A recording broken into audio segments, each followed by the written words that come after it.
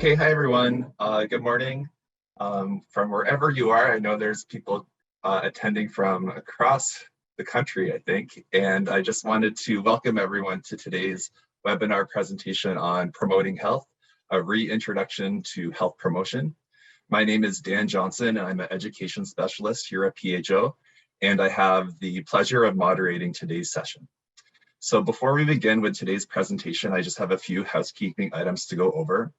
So to enhance the presentation experience, we've disabled the participant audio and video features, but the chat pod has been enabled. And during today's session, we encourage you to use the chat pod to have some engagement and discussions. At the end of the session, we will have a Q&A portion, so participants may submit content questions through the Q&A function at the bottom of the window. Questions may be asked anonymously within the Q&A function by clicking on the Send Anonymously Before Submission button. If at any point during the session you experience any technical issues, please email capacitybuilding@oahpp.ca. So now, having covered all of those housekeeping items, I was going to make a quick joke about Rogers Internet, but we probably don't have time, but hopefully everyone has good internet connection today. It's my pleasure to introduce the speakers for today's presentation, Andrea Bodkin and Julie Slack. So Andrea has an MPH, has worked in health promotion and public health since 2003. As a senior program specialist in health promotion with Public Health Ontario, Andrea brings her enthusiasm and expertise for planning in all forms, evaluation, community engagement, partnership development, and facilitation to public health units across Ontario. Andrea holds a master's degree in public health with a specialty in health promotion from Deakin University in Melbourne, Australia. And Julie is a current acting manager with the chronic disease prevention team with the Northwestern Health Unit. Previously, she worked as a registered dietitian and public health nutritionist on the team for 14 years. Julie started her career journey at Acadia University, completing both her undergraduate degree and dietetic internship in 2000. After a few years of working in the dietetic field, Julie completed her master's degree at the University of Alberta. When Julie is not working or volunteering, she can be found with her 11-year-old daughter, husband, and dog, enjoying the great northern outdoors, either running, biking, skiing, snowmobiling, or boating. So welcome to both of you. And now I'm going to pass it over to Andrea. Thank you so much, Dan, for that introduction. I am so excited to be here. I'm always excited to be presenting a webinar, and I am triply excited today because we have Julie Slack with us here, which is wonderful. And we also have a lot of registrants and a lot of participants on the line. And anytime health promoters get together is a pretty good day. So as Dan mentioned, my name is Andrea Bodkin. I identify as a white cisgendered woman of settler heritage. And today I am coming to you from my home in Toronto, or Takaranto, and I live beside the Wascotanash River, which is now called the Don River and Don Valley here in the city. I can actually hear the roaring of the traffic on the Don Valley Parkway as I'm speaking to you. And there's a rich history of First Nations in this particular area. There have been traces of people living in this area for over 1,000 years. A number of different nations. Most recently, the land has been taken care of by the Mississaugas of the Credit, who now live on and off reserve in Hagersville, Ontario, and they're a vibrant community that still exists and still contributes today. One of the reasons it's important for me to do land acknowledgements as a settler person and also as a health promoter is it helps keep me grounded in terms of my own personal practice. It reminds me of where I am, but it also reminds me that as a settler on this land, I have a responsibility to consider Canada's peoples and Indigenous peoples in the work that I do. And I am trying to bring that to my work more and more, and I hope that you will see a little bit of that in today's presentation. So really, we're meaning this webinar today, and actually it's going to be a series of webinars. This is number one. We know that lots of folks, health promoters, and lots of other people are coming back to their home positions after working on COVID for a couple of years, myself and Julie and Dan included. And so we thought it might be a good idea to kind of reorient ourselves to what is health promotion, but also I've been doing a little bit of research and some literature reviews lately, so I might be able to bring in just a touch of kind of new information or maybe some slightly different perspectives to the work that we do. So we're going to spend a little bit of time talking about health and what health promotion is, and then Julie is going to take over the reins and tell us what health promotion actually looks like in a northern context, which is something that is quite different from in the South. I certainly don't have the range of recreational and activity opportunities that Julie has already mentioned in her bio. So now that I have a bit of a sense of who we all have on the line, let's talk a little bit about what health is, because if our goal is to promote health, we should probably have a sense of what it is that we're promoting. And I used to think, defining health, it's a dictionary definition. It can't really be that complicated, but actually the more that I research, the more that I find that health is actually a pretty nebulous concept. And just to give you an idea about some of the range of perspectives that we can have when we talk about health, I'm going to present you with a few different models. So the first is a fairly classic definition, and it's called the biomedical model. And really what this model shows us is that health is the absence of disease. We've got a binary. We've got either you're sick or you're healthy, and that's what's going on. And if we are sick, we treat the disease and then we become well. A slightly different perspective is the behavioral model that views health as the product of behaviors and habits. So you often might hear this referred to as lifestyle choices. So whether we're active or not, whether we eat vegetables or not, how we manage our stress, if we use substances, if we smoke tobacco, those are some of the things that make us healthy or not. The third perspective recognizes that those lifestyle choices may not actually be choices at all. And this model of health, the socio-environmental model, recognizes that health is the product of social, economic, and environmental circumstances. So where we live, work, and play, where our families existed, what kind of environments we grow up in, that's what actually impacts our health. And another way to describe those are the social determinants of health.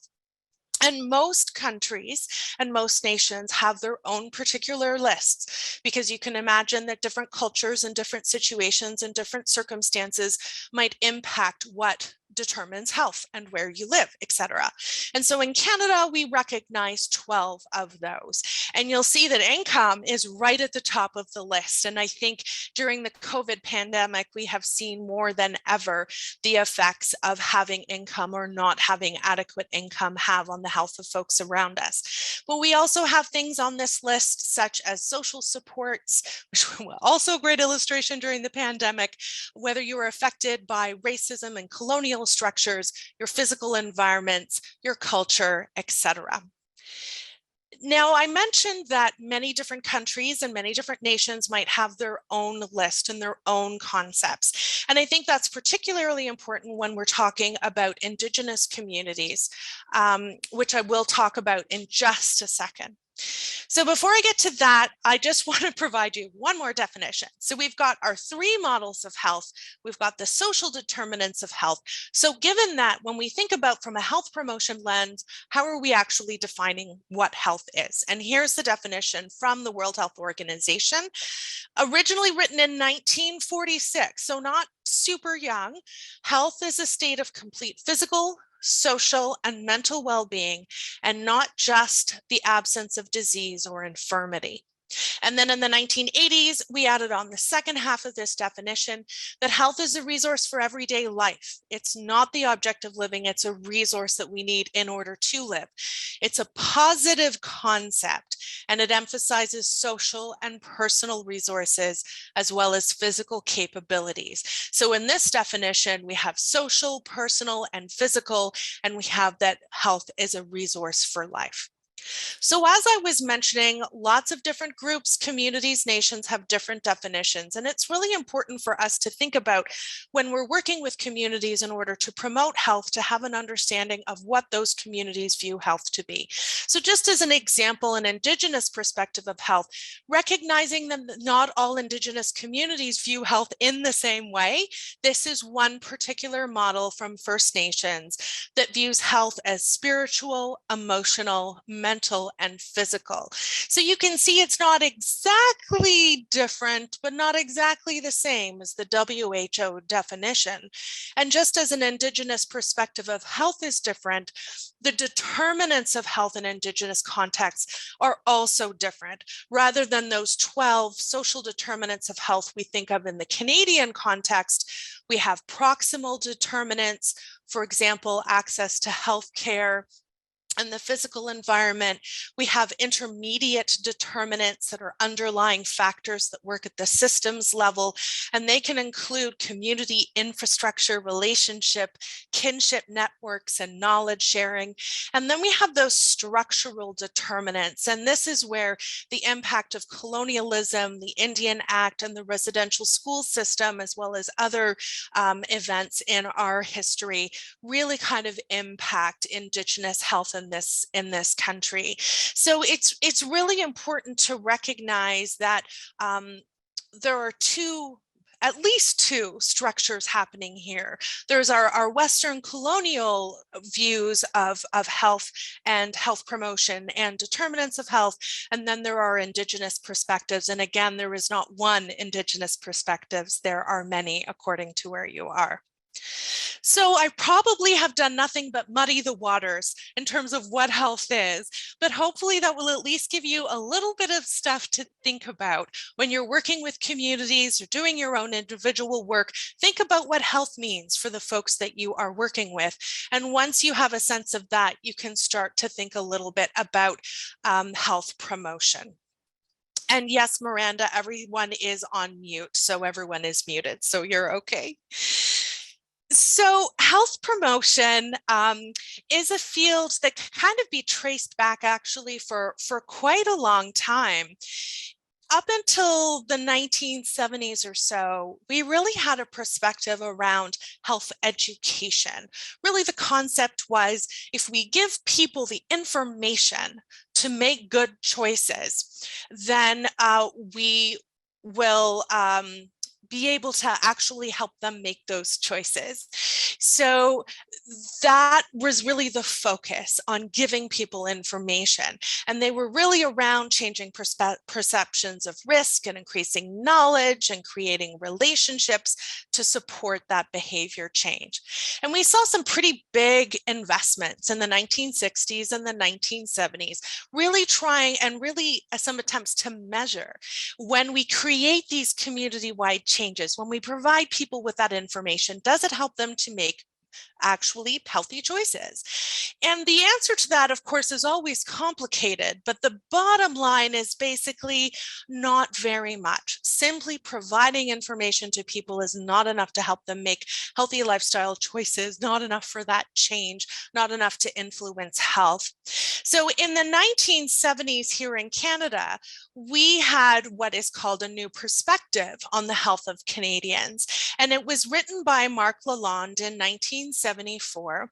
And this was the first time that a major government in a developed country had talked about the importance of funding beyond health services and health care services. And it was very much framed as we have limited resources. We need to make the most impact we can for our resources, and looking at what influences health, we need to move beyond the health system. And this report introduced what is called the health field concept. And this looks at four different impacts. What impacts health? Biology, lifestyle, environment, and healthcare systems. And if you think back to those models of health I talked about before, it kind of combines the first two models, the biomedical model and the lifestyle model. That really, that's where we're looking at health coming from in the 1970s. The report also introduced the term health promotion. Again, this is 1974, and the report actually has quite a bit of importance still. I was actually on a plane coming back from Mexico in April, sitting beside a public health nurse, now retired, who did a lot of health education, and she said, you know, it all started with Mark Lalonde, and I said, in 1974 with the Lalonde report. It's something that many of us think about. Just a year after that, in 1975, Ontario's first health promotion branch was established, and health education became a priority within all different levels of government within the province. And it led to a number of reports and resolutions published throughout the 1980s and 1990s. So in the 1980s, we had the WHO, the World Health Organization's very first International Health Promotion Conference. It was held in Ottawa in 1986, and the result of that conference was what we now know as the Ottawa Charter. It emerged from the conference, and it identified how to take action to achieve health for all by the year 2000 and beyond, of course. And the definition of health promotion included in the charter, it's fairly complex, and so I actually broke it down into three parts to go over it with you. That is that health promotion is the process of enabling people to increase control over and to improve their health and its determinants. To reach a state of complete physical, mental, and social well-being, an individual or group must be able to identify and realize aspirations, to satisfy their own needs, and to change or cope with the environment. So the focus here is very much on individuals with community. And the last part of this definition is my favorite. Therefore, health promotion is not just the responsibility of the health sector, but goes beyond healthy lifestyles to well-being. What's really important here is the emphasis is on the individual, their situations, their environments, their ability to dream, to aspire, to cope, and also that responsibility is everyone's. Just as health is impacted by pretty much everything around us, that means that pretty much everyone around us has a part to play in promoting health. So the Ottawa Charter itself, we have the very beautiful 1986 logo that again talks about enabling, mediating, and advocating, very aspirational. And in order to make it a little bit more concrete, the conference participants defined 5 action areas. So this is how we're actually going to work together, multi-sectorially, to improve health of our communities and our populations, build healthy public policy, create supportive environments, strengthen community action, develop personal skills, and reorient health services. So as I mentioned, this charter, it was certainly not the first time that people talked about health promotion. As I mentioned, really that concept emerged in the 70s, and by the time we got to 1986, really what folks were doing was just writing down what health promotion actually was and is at that time. I have 3 perspectives, questions, wonderings, things that I think about in my own work and that I'd really encourage you to think about it all as well. What does the Ottawa Charter actually mean today? And there's 3 particular things that I'm thinking about. What does it mean in the context of truth and reconciliation in this country called Canada?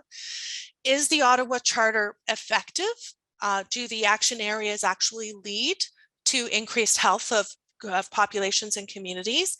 And is a document that's 35-ish years old still relevant today? So in my thinkings and my wonderings, here's a few things that I was thinking about. So I did a quick little search, which I would encourage you all to do, either your favorite search engine or your favorite database, and just plug in Ottawa Charter plus reconciliation or Ottawa Charter plus decolonization and see what you come up with. There's something that has not actually been talked about very much. As Dan mentioned, I've been working in the field of health promotion for almost 20 years, and it's really just now that we're starting to think about the impacts on Indigenous communities and with Indigenous communities with some of the work that we're doing.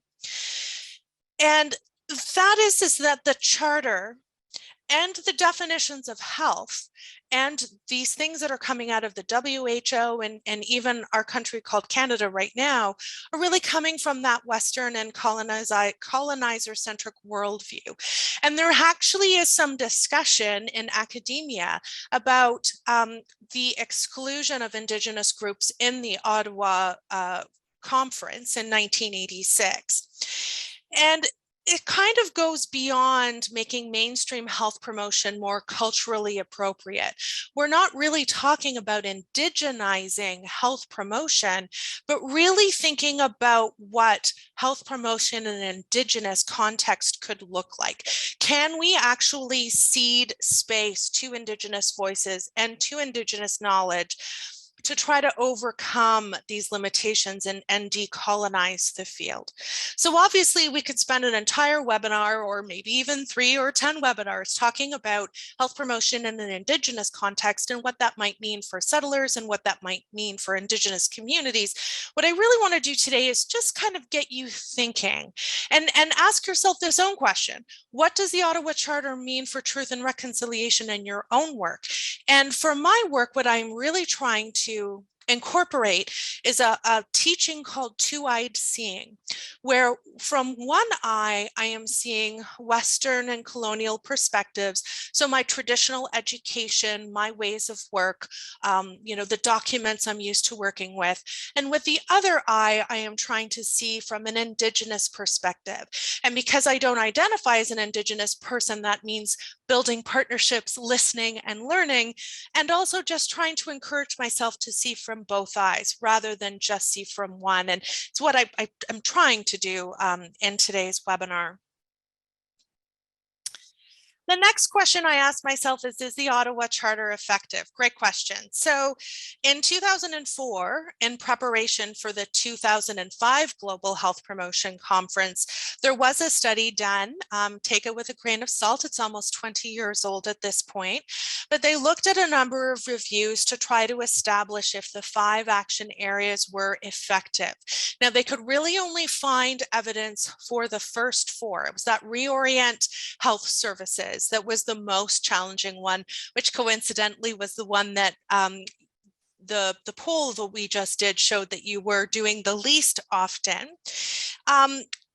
And the results of this study, the authors developed these 6 key lessons, and these handouts will be available so that you can grab that reference if you're interested.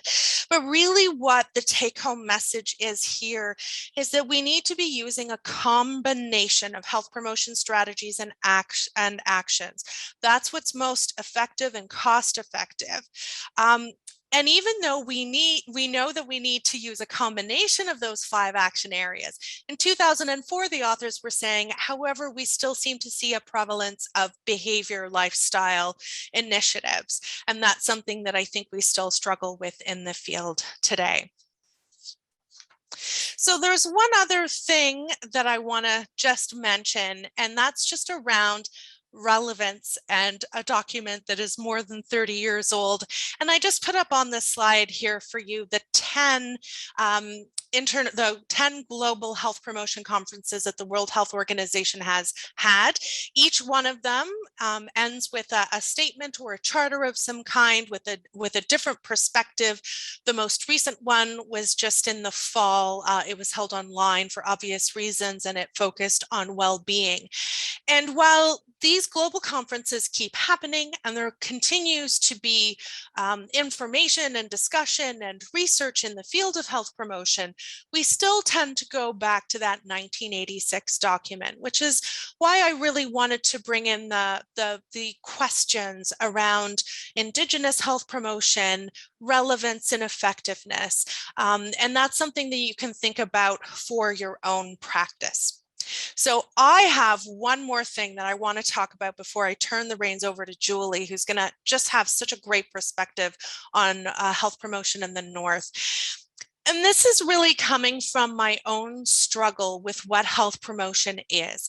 You know, we have this beautiful, lofty, ambitious definition from the World Health Organization about health being, or health promotion being the process of enabling people to increase control over their health and its determinants. And then we have more practical definitions. A really popular one is from Green and Kruder, I think back in the 1990s, and they defined health promotion as a planned combination of educational, political, regulatory, and organizational supports for actions and conditions of living conducive to the health of individuals and communities.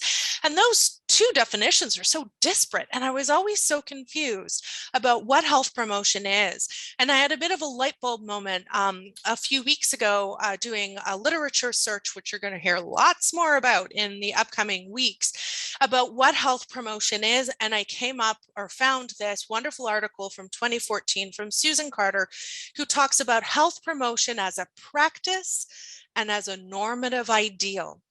So health promotion is not an ideal or a practice. It's both. As a practice, practitioners are implementing a wide variety of strategies and projects really aimed to bring health to and work with communities to achieve health.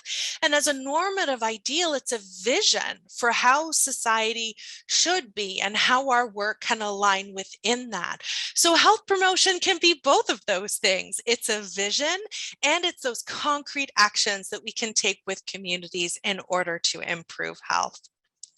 So I have, of course, a couple of slides of references so you know where I got all of this information. And as Dan and I have both mentioned, we are going to be posting those slides as well as the recording in a couple of weeks. So you can contact me for more information. My email address is there. I'm also on Twitter and LinkedIn, and you can also just Google me and my email address should come up. So I'm going to turn the reins over to Julie now to learn what health promotion looks like at the Northwestern Health Unit. Thanks, Julie. Hey, thank you so much. Thank you, Andrea. All right.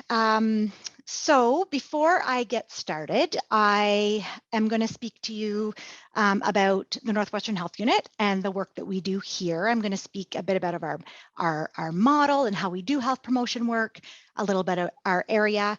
But first off, I am going to tell you about myself. My name is Julie Slack, as Andrea and Dan have also mentioned. I've worked with the Northwestern Health Unit since 2007, public health nutritionist for the majority of my career, and now in an acting manager role, which has been wonderful because I have a great team. I speak with you today from Atikokan, which is from the traditional territory of Anishinaabe Nation of Treaty 3 and Métis homeland. And a lot of people I find since I moved here really do know where Atikokan is, even though we're kind of, well, you'll see in a moment. I'll show you on the map, but we're right down the road from Quetico Provincial Park. So a lot of people do tend to know where that is. Atikokan's known as the canoeing capital of Canada. So here is a map. I'm just giving you a sense of where I am. You can barely see the little Julie head there, but I am right there. Yeah, just to give you a bit of a context. So this here, I put a slide up actually of the northern regions, health regions for Ontario. And as you can see on the left-hand side, the dark green that says 3549, that is our catchment area. And we're right beside the Thunder Bay District Health Unit catchment area. So you can see how large our area actually is. Actually, we have, believe it or not, 13 offices and 19 municipalities. So we are very, very big. Again, I know that seeing a map, it doesn't really give it the same feeling as hearing, holy cow, 13 offices. So we have about 160 staff, and we are spread out among those 13 offices. We also have 39 First Nation communities within our catchment area. with the 19 municipalities and then 2 unincorporated territories, so Kenora and Rainy River unorganized. To take a bit of a closer look of our catchment area here and where our offices are. So on the bottom part of the map here, we have Atikokan, which is where I am today, Fort Francis, Emo, Rainy River, and then we have, that's more the Rainy River district, and then we're moving more into the Kenora district where we have Ignace, Sioux Narrows, Kenora, Mayshon, Dryden, Sioux Lookout, Ear Falls, Red Lake, and Pickle Lake up there, the far right up at the top. Almost 1 in 3 of our population identifies as Indigenous, and we have the largest population of Indigenous people in the province. So again, this is a map. It's not the greatest picture, hard to put it in there, but this is a great map that identifies all of our First Nations communities. And then I just sort of highlighted our catchment area. So this is a list of our 39 First Nation communities that are in our catchment area. I'd like to also just say that we don't work directly with the First Nations communities, but we do certainly work with the intermediates and health intermediates and organizations that do provide direct support to the First Nations communities. And that is how we support First Nations communities. So now just a little bit about our chronic disease prevention team. So our team, essentially, our role is to carry out the Ontario Public Health Standards. So we have mandated activities, programs within the OPHS, I like to refer to it as. So the chronic disease prevention and well-being, substance use and injury prevention, health equity, and then we lead the school health standard. Our team does not provide all the programs and services within the school health standard, but we lead that standard. We also are responsible for ministry funded programs, so 100% funded programs such as the Northern Fruit and Vegetable Program, which also includes all of our First Nation communities, the Student Nutrition Program, which is a little bit different than the rest of the province because we do get funding from the Ministry of Community and Social Services for that program. And then we also have Indigenous engagement funding. And this is where I'm going to talk a little bit about the student support navigators. I'm going to highlight those a bit later. So who is our actual team? So as I said before, we have those 13 offices. So when you think about that and think about positions and how do we actually do the health promotion work as a team, we basically have two main types of roles. We have regional positions and we have local positions. The regional positions are our registered dietitians and our health promoters, and those health promoters are topic specific. So again, all of the topics related to chronic disease prevention, substance misuse, injury prevention, we have topic leads for each of those, which is our health promoters, and then of course our registered dietitians. So that is the one type of position we have. And then we also have our local positions, which are our health educators, we call them, and they are responsible for the in the community local implementation. So they're the ones in each of those offices. Of our 13 offices, we have representation.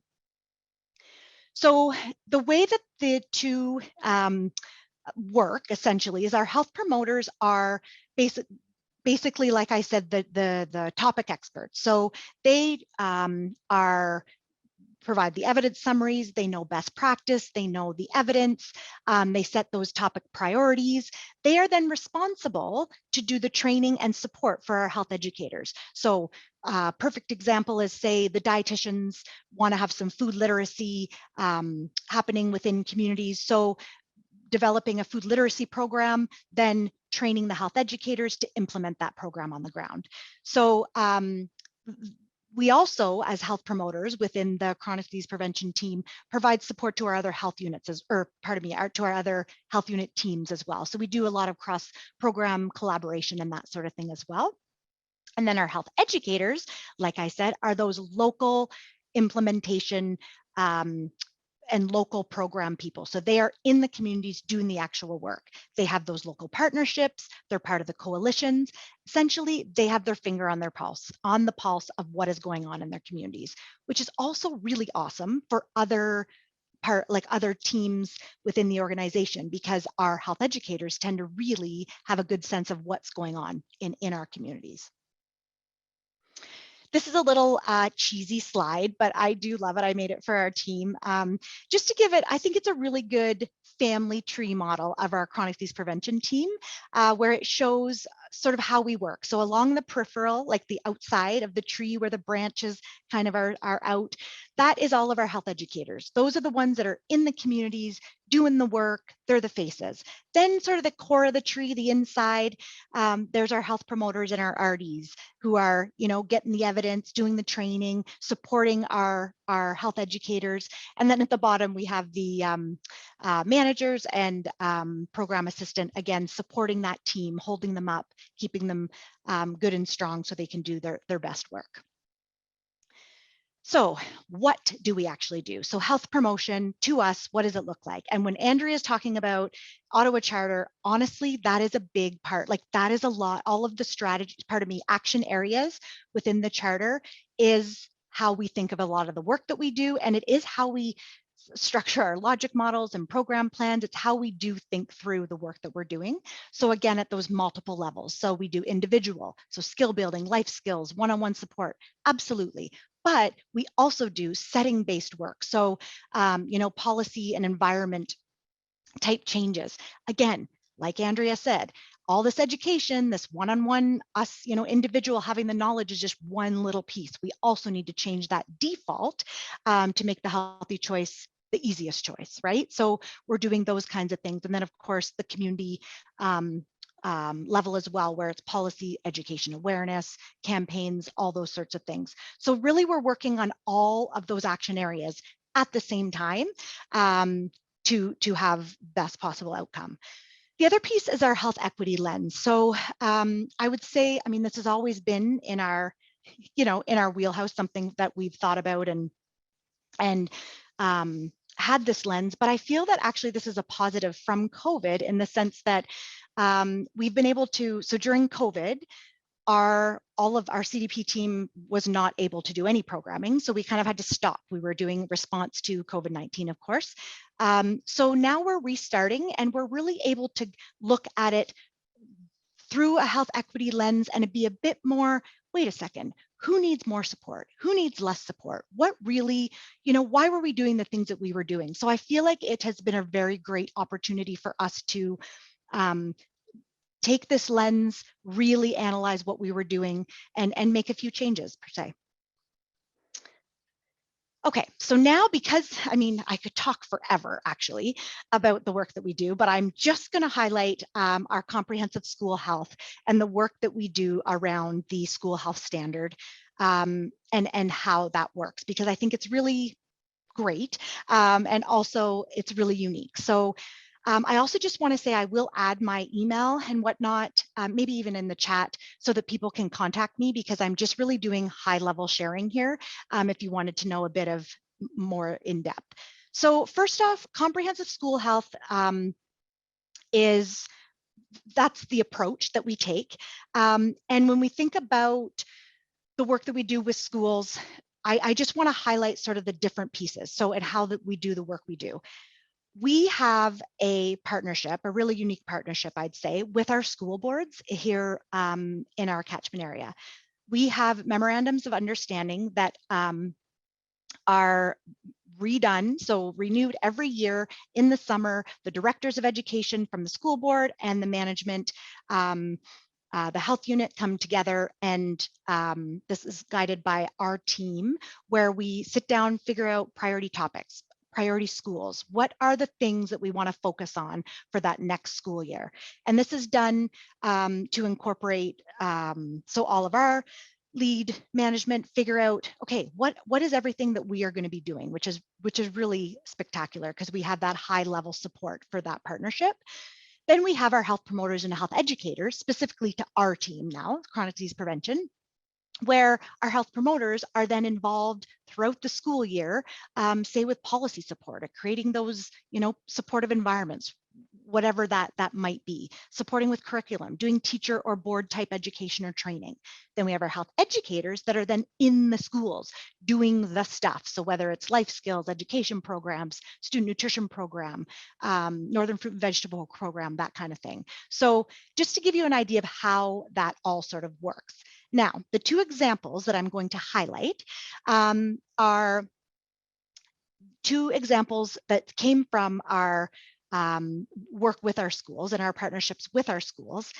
Because we live in the north and we have this giant spread out geography, we do have limited human resources, and then funding comes in there, right? So what we've done is we've partnered positions with the school board with positions through the health unit to kind of benefit both of our organizations as well as community. So the two examples I'm going to specifically speak about is Pickle Lake, Healthy Living Community Coordinator, and then our Student Support Navigator positions. So Pickle Lake, as you can, if you can remember from the map, was sort of up there, kind of at the end of the road. There's about 400 residents, and pardon me. So what we do there is we actually provide 0.4 of a full-time equivalent funding for a Healthy Living Community Coordinator. And we share this position. The school board employs this person, and the other 0.6 is the funding comes from the school board to support an EA, so an educational assistant. So they're 0.4 for us, 0.6 with the school. It provides an incredible community health promotion opportunity. Person in the school liaising with services that we provide through the Northwestern Health Unit. We can have staff, our public health nurses, are coming into, to the community to parachute in and support. This position does happen in the school, but it does also connect with the rest of the community. So that's one example.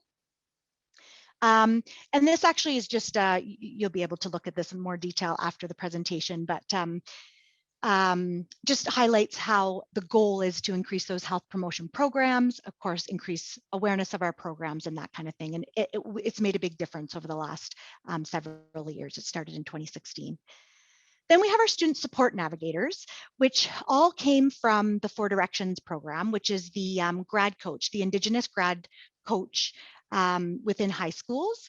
And basically what ended up happening was Indigenous grad coaches started. This all started in our Dryden High School. It's now expanded to Dryden, Kenora, Fort Francis, and Sioux Lookout, where we have not only the grad coach, who is the school board employee, who academic success, achieving graduation is the important pieces there. We also have student support navigators that we support that address those barriers for Indigenous students that are outside of that school environment. And what ends up happening is the grad coach and the student support navigator work together to help students succeed, make them their healthiest, healthy, thriving life is what we're basically aiming for. So the grad coach, we're just very overwhelmed without that student support navigator position. So that's where that position came from. And again, because a lot of our Indigenous students are traveling a far distance to come to high school, so it's a brand new community, often no family or friends, and just a lot of barriers. So they do work together. They work in a 4 Directions room. And just, I have a few stats here too. Just before the 4 Directions program, there was 14.9% graduation rate. And within 2 years of having the program, there was 43.8% graduation rate, just to give you sort of a, oh, pardon me. There we go.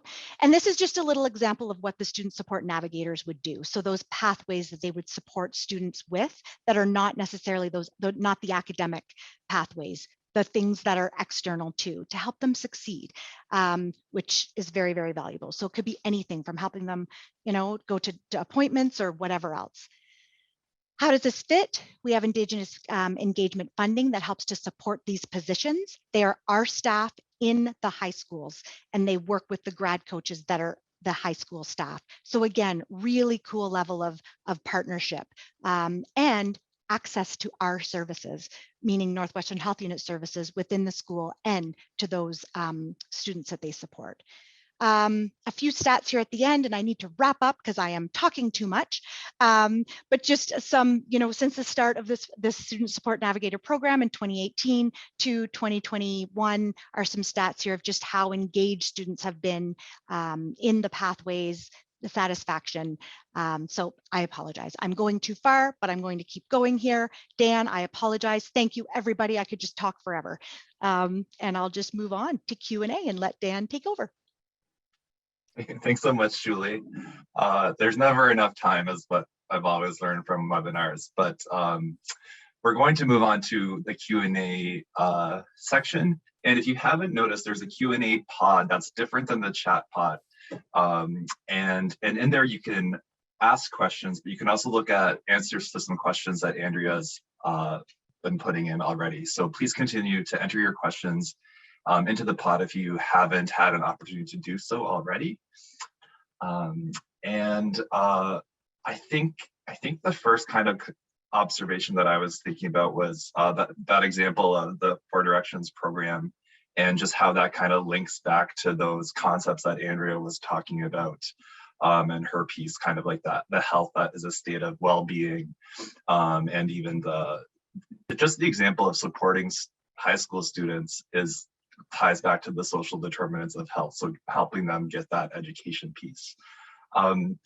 Julie, could you talk maybe a bit more about what you do specifically, how to build relationships with the Indigenous communities, or how you kind of provide support to them? That was a question that was asked. Yeah, certainly. So again, like I mentioned before, we do not provide direct services to First Nations communities, and specifically through our team, but at the same time, we provide a lot of support. So we have different programs. Again, we have the Northern Fruit and Vegetable Program, so we have partnerships there. We have partnerships, also with, so Sioux Lookout First Nations Health Authority is a perfect example, or our access centers. So we would work closely with them or partner with them for different projects, or even with funding opportunities, so that they can then support the communities, if that makes sense. But we don't have that direct support within the communities. I hope that answers. I think so. Another question that came up, I think some people are really curious about the difference between health promoters and health educators in your model. And I know that exists in some other health units across the province, but not all of them. So can you talk a bit more about even the relationships, even the educational backgrounds, just to kind of help paint that picture a bit more? Yeah, absolutely. So our health promoters are university graduates, and often, so again, the registered dietitians would be regulated health professionals, obviously, and our health promoters, it could be, they could even have a master's in public health. It kind of all sort of depends. And then our local health educators have a diploma or some kind of college degree. So it kind of varies, but it is a challenging one, because it also sort of, our work is, and those of you who do health promotion work, it can just vary so different from community to community. And, some people have real interest in grants and supporting people with their built environment stuff within a community. So it can really bite off those pieces that the community is really ready for. So that's what they're working on. But the specific difference is, if somebody wants to, after, I could probably speak to that more. It's just kind of difficult to do on here. I'm sorry. For sure. Maybe I'll remind you that you're going to put your email address in the chat at this time. Awesome. And like a fun question that I'd lob to both of you is there a trend between health promoters and people standing up to do their presentations online? Is that a tip and trick, or just something that you're both doing? We're totally health promoters. Yeah. Totally a health promotion thing. Because we can't sit still. We can't sit still. So I'm just like bopping around here. Sure. And I know, Andrea, you said you're going to send out a bunch of resources as well, as we kind of shift. And I know there are a few questions that came in from either students or recent grads. And I wanted to just say that stay connected, stay curious, volunteer with a community health center. The world of public health is pretty small. I got a message from someone that I worked with in Halton a bunch of years ago. So it's a pretty small world out there.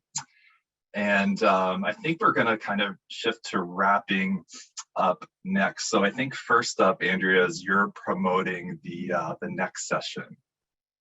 Yeah, so we have 2 more webinars in this series, and I would say we have 2 more webinars planned in this series because we're currently doing a lot of research in our We Health Promotion team here at Public Health Ontario, and I think we're going to have lots more to share.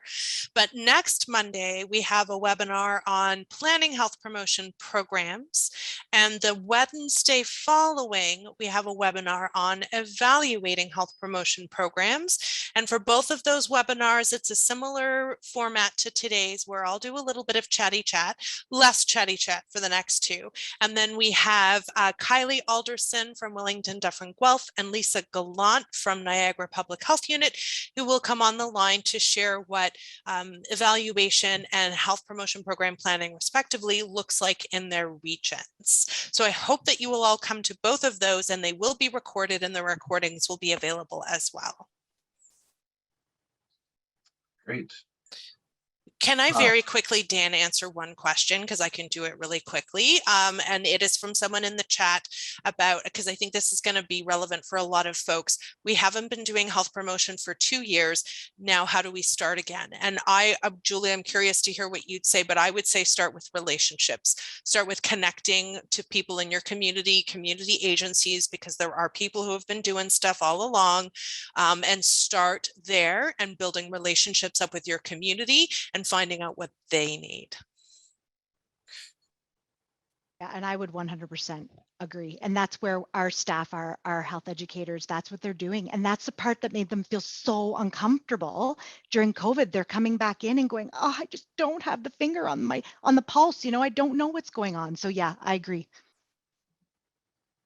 Great. The questions in the chat around the invitations, we believe those are going to tomorrow. So stay tuned for those. And as we wrap up today's webinar, I would like to thank Andrea and Julie for presenting. Thanks to everyone who joined us to see such strong virtual participation as well. We're going to be sending out a brief and anonymous survey for today's session, which will help us to improve our programming. I know Andrea is going to read every single response and think about how to improve the next one, so please fill it out. And lastly, to access past presentations and to view confirmed upcoming sessions, please visit the PHO website, head to the Education and Events tab, and click on Presentations. Thank you so much again, Julie and Andrea. Thanks for everyone in the chat and all the questions. We really appreciate it.